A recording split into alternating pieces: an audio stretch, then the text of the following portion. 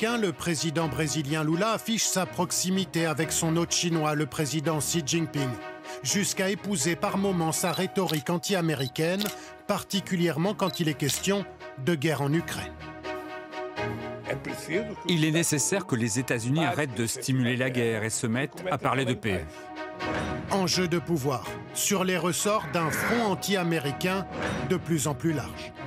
À la base de cette fronde, la relation entre la Russie et la Chine, unies dans leur détestation des États-Unis, un axe auquel on peut rajouter l'Iran.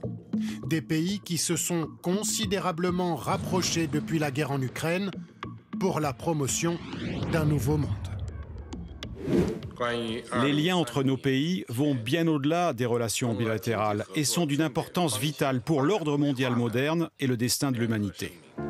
La Chine, puissance dominante de ce trio, a clairement profité de la guerre en Ukraine pour accélérer sa compétition avec son rival américain. Non seulement la Chine a renforcé sa relation avec la Russie, mais également a déployé un activisme diplomatique qui vise à développer ce qu'elle appelle son cercle de pays amis et qui met souvent d'ailleurs le dossier ukrainien de côté.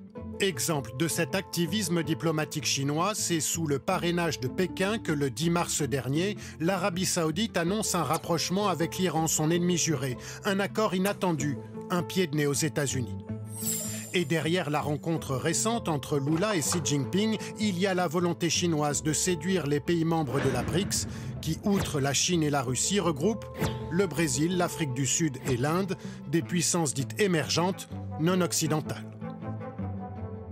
La Chine, qui veut effectivement mettre fin à la domination occidentale, joue sur ce désir de pays du Sud, y compris des pays démocratiques comme l'Inde, l'Afrique du Sud, le Brésil, de ne plus accepter un monde dominé par les Occidentaux et dominé par le dollar.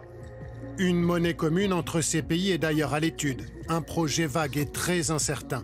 Le dollar a encore de beaux jours devant lui.